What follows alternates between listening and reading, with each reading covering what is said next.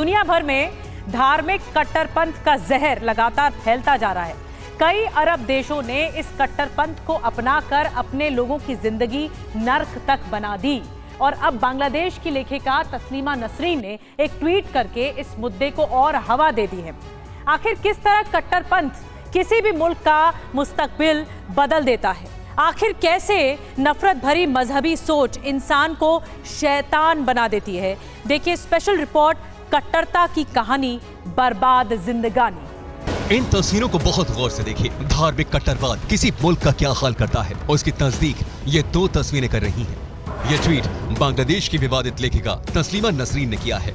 तस्लीमा ने इन तस्वीरों को बांग्लादेश की ढाका यूनिवर्सिटी का बताया है। तस्लीमा के मुताबिक पहली तस्वीर 1967 की है और दूसरी तस्वीर 2022 की। इन तस्वीरों में एक यूनिवर्सिटी में 55 साल का फर्क बताया गया है, लेकिन 55 साल का बदलाव इन तस्वीरों में साफ दिखाई दे रहा है। पहली तस्वीर में ढाका यूनिवर्सिटी में पढ़ने वाली लड़कियां बाकायदा साड़ी में दिखाई दे रही हैं, जबकि दूसरी तस्वीर में सभी लड़कियों ने बुर्का पहना हुआ है। कॉलेज के बड़े अधिकारी कुर्सी पर बैठे हैं, जबकि बाकी लड़कियों ने अपने पूरे शरीर को ढका हुआ है।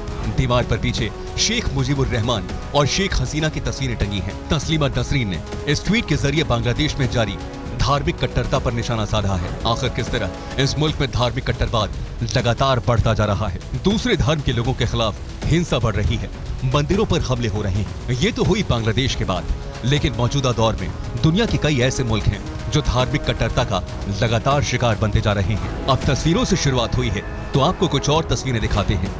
ये अफगानिस्तान की राजधानी काबुल की तस्वीरें हैं। 60, 70 और 80 के दशक में काबुल यूनिवर्सिटी की तस्वीरें वायरल होती रहती हैं। सोशल मीडिया पर वायरल पुरानी तस्वीरों में अफगान महिलाएं और पुरुष यूरोपियन लोगों की तरह फैशनेबल दिखाई दे रहे हैं, लेकिन आज के अफगानिस्तान के लिए ये सब किसी सपने जैसा है, क्योंकि कट्टरपंथी तालिबानी संगठन ने सब कुछ बदल कर रख दिया है। पुरानी तस्वीरों में अफगानिस्तान एक फैशन हब जैसा लग रहा है। 70 के दशक की तस्वीर में महिलाओं ने फैशनेबल कपड़े पहने हुए हैं और उनके बालों का स्टाइल भी बेहद खास है, लेकिन आज के समय में वो बिना बुर्के के नहीं रह सकती। लोग उस वक्त को याद कर रहे हैं जब महिलाएं भी अपना करियर बनाती थी। सब कानून व्यवस्था के मुताबिक चलता था।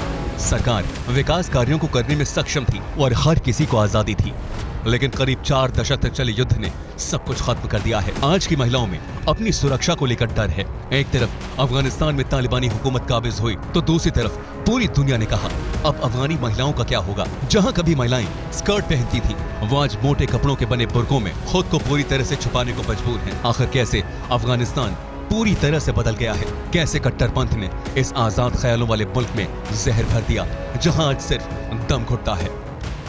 1919 से 1978 तक अफगान के अपने लोगों का शासन रहा। 1978 से 1989 तक सोवियत यूनियन की सेना का शासन था। 1989 से 1996 तक तालिबान और अफगान सरकार की लड़ाई का दौर चला। 1996 से 2001 तक तालिबानी हुकूमत का दौर था।